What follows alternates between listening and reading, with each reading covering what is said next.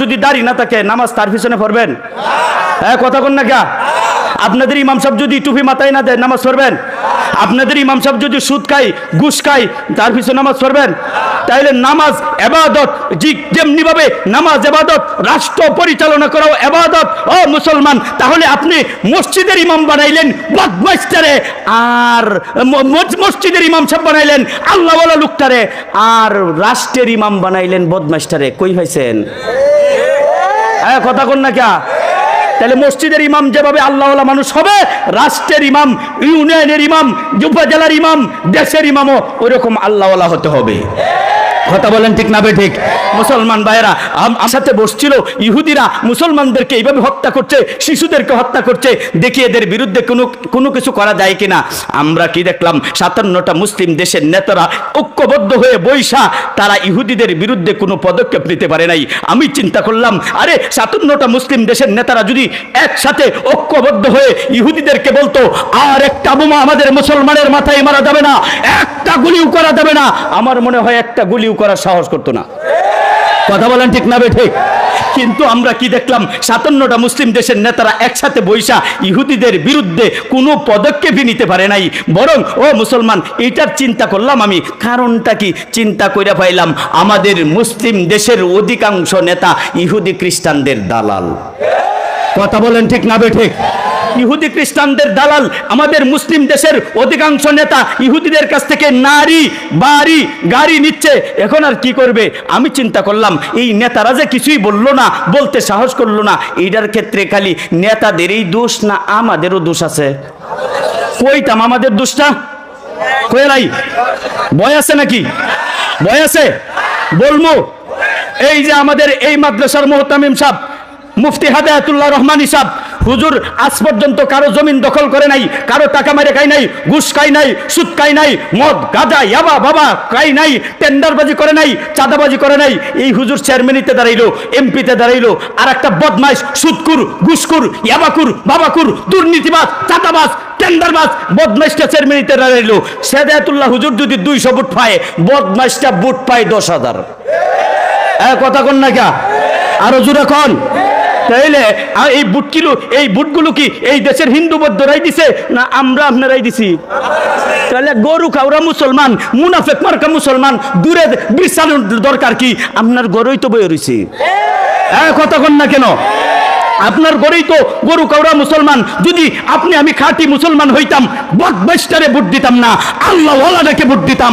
আল্লাহওয়ালা নেতা যদি হতো, এই আল্লাহওয়ালা নেতারা ফিলিস্তিনের মুসলমানদের পক্ষে, শিশুদের পক্ষে হুঙ্কার দিত, প্রয়োজনে যুদ্ধ করত, এরপরেও একটা বোমা মারার জন্য দিত না। কথা বলে ঠিক না বেঠিক? চিন্তা করলাম বাবা, আমরা আগে সংশোধন হই, আমরা যদি ঠিক হয়ে যাই, আমরা নেতারা এমনিই ঠিক হয়ে যাব। কথা বলেন ঠিক না বেঠিক? আল্লাহ কোরআনে কারীমের মধ্যে বলেন, ক্বালাল্লাহু তাআলা ওয়ালা তাহিনু ওয়ালা তাহজানু ওয়া আনতুমুল আলাউনা। মুসলমান ভাইয়েরা রে আমার, আল্লাহ কোরআনে কারীমের মধ্যে বলেন, হে আমার ইমানদার বান্দা বান্দীরা, তোমরা ভয় পেও না, তোমরা দুর্বল হয়ো না, তোমরা হিতবম্ব হয়ো না, তোমরা দুর্বল হয়ো না।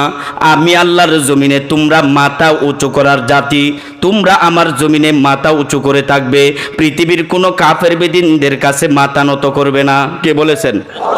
আরো জোরে বলেন, কে বলেছেন? আরে আল্লাহ বলেছেন, আমি আল্লাহর জমিনে তোমরা মাথা উঁচু করার জাতি, মাথা নিচু করবে না। ও মুসলমান, আজকে কাফির বেদিনদের পায়ের নিচে মাথা দিয়েও থাকতে পারতেছি না। আজকে এখন পর্যন্ত প্রায় 27 লক্ষ মুসলমান খোলা আকাশের নিচে থাকতে পারতেছে না। 250 মসজিদকে বোমা মেরে গুড়িয়ে দিয়েছে, প্রায় 200-র উপরে হাসপাতালকে বোমা মেরে মাটির সাথে মিশিয়ে দিয়েছে। ও মুসলমান, কেন আমরা এই দুরবস্থা? আমি তালাশ করে পেয়েছি অনেকগুলো কারণ আছে আমাদের পরাজিত হওয়ার। আমাদের হারানো গৌরব গোটা পৃথিবী মুসলমানরা শাসন করবে। এই হারানো গৌরবকে আমরা যদি ফিরিয়ে পেতে চাই, আমরা এখনই আমাদের সংশোধন হতে হবে। আজকে আমরা আমাদের বিজয় হারিয়ে ফেলেছি 2 কারণে, বড় বড় 2টা কারণ। কয়টা? জোরে কোন কয়টা? অনেকগুলো কারণ আছে। সেই কারণগুলোর মধ্যে সবচাইতে বড় বড় 2টা কারণ। 1 নাম্বার কারণ হলো আমাদের মধ্যে ঐক্য নাই। 1 নাম্বার কারণ কি? আমাদের মধ্যে ঐক্য নাই। আপনারা এখানে যারা আছেন হয়তো গাজীপুরের মানুষ যারা, আপনারা বন্যা দেখছেন না অথবা বন্যার পানি দেখছেন না।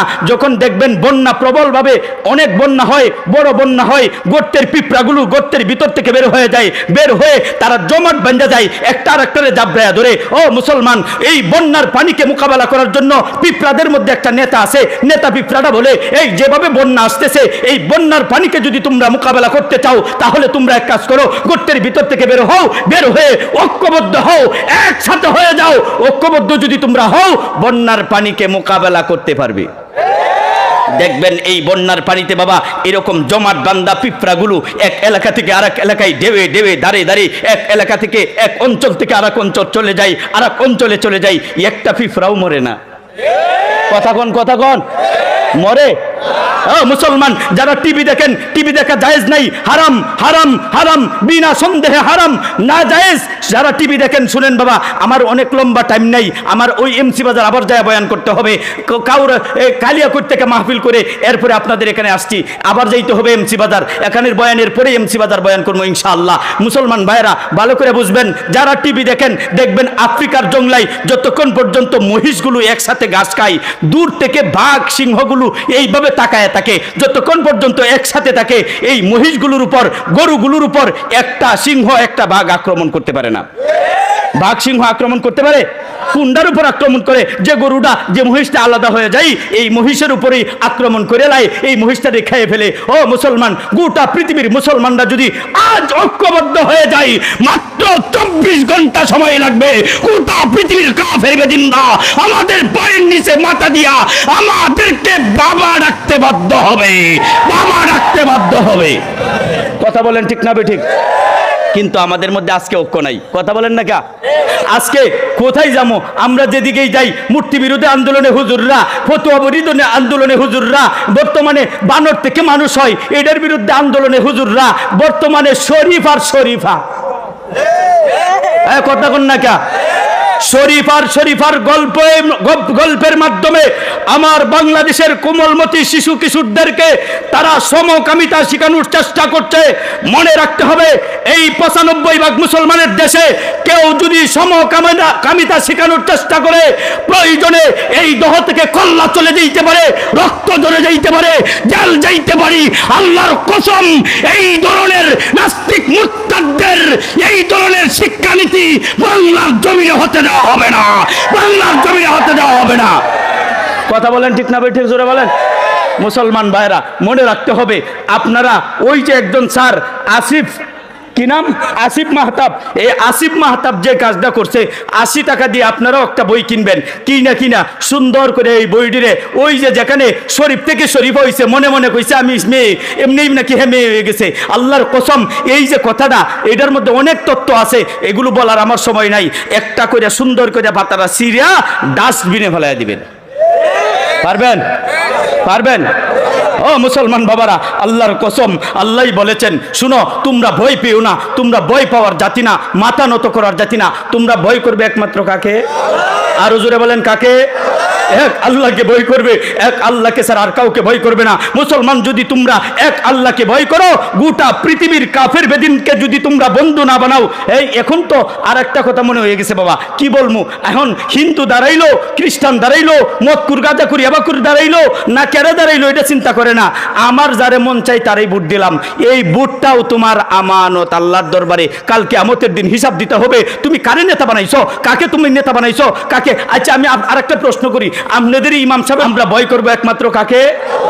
এই যুবক ভাইয়েরা, আজকে শুনো, তোমরা কেউ আওয়ামী লীগ করো, আমি নিষেধ করি না, কেউ বিএনপি করো, আমি নিষেধ করি না, কেউ ইসলামী আন্দোলন চরমানের দল, কেউ জমিয়ত, কেউ খেলাফত, যে কোনো দলের রাজনীতি করতে পারো। তবে মনে রাখো, তোমার দেশে, তোমার এলাকাতে, তোমার দেশে, তোমার জেলাতে কোনো নাস্তিক মুরতাদ যদি কোরআনের বিরুদ্ধে কথা কয়, ইসলামের বিরুদ্ধে কথা কয়, নবীর বিরুদ্ধে কথা কয়, আলেমদের বিরুদ্ধে কথা কয়, তোমরা কি তাদের মোকাবেলা করতে রাজি আছো? কে কে রাজি আছো? দুইটা হাত উঠায় দেখাও। নারায়ে তাকবীর, নারায়ে তাকবীর। এই হাতগুলো নামান, আল্লাহ এই হাতগুলোকে কবুল করা বলেন আমিন।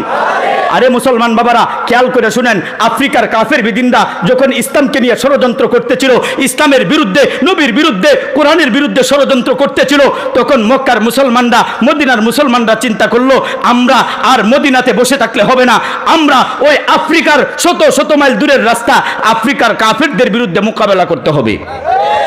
এবার বাবা খেয়াল করে শুনেন, এবার মদিনার কিছু সংখ্যক কয়েক হাজার মুসলমান চিন্তা করলেন, আরে এই মক্কা ওই আফ্রিকার কাফের বেদিনরা আমার কোরআনের বিরুদ্ধে ষড়যন্ত্র করি, আমার নবীর বিরুদ্ধে ষড়যন্ত্র করে আমরা মদিনায় বসে থাকতে পারবো না, প্রয়োজনে রক্ত দিব, জীবন দিব, কাল্লা দিয়ে দিমু, কিন্তু ইসলামের শত্রুদের সাথে কোনো আপোষ হতে পারে না।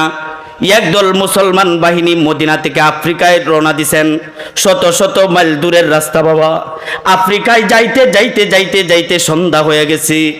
এবার মুসলমান সেনাবাহিনীর প্রধানকে ডাক দিয়া বলেন, হুজুর আমরা আস্তে আস্তে সন্ধ্যা হয়ে গেছি, হুজুর গো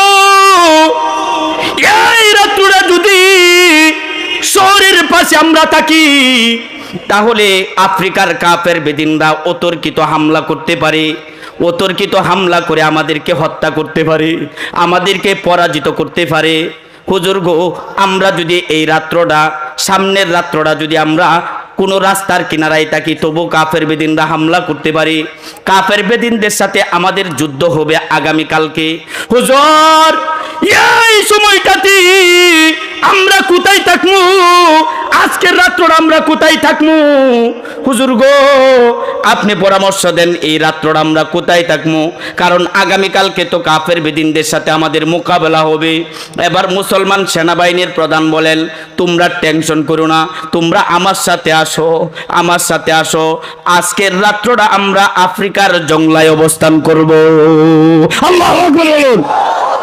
এবার মুসলমান সেনাবাহিনীরা বলে, হুজুর গো এই রাত্রটা যদি আমরা আফ্রিকার জংলায় থাকি, আফ্রিকার জংলায় ভাগ বালকের অভাব নাই, সাপ বিচ্ছুর অভাব নাই, হিংস্র প্রাণীর অভাব নাই, রাত্রেবেলায় যদি আফ্রিকার জংলার ভাগ বালক সাপ বিচ্ছুগুলো আমাদের উপর হামলা করে বসে, তখন তো আমাদের আর উপায় থাকবে না, আমাদের অনেকগুলো মুসলমানকে তারা হত্যা করে ফেলতে পারে, খেয়ে ফেলতে পারে। হুজুর এই রাত্রটা আমরা কেমনে আফ্রিকার জংলায় থাকবো? এবার মুসলমানদের সেনাবাহিনীর প্রধান বলেন,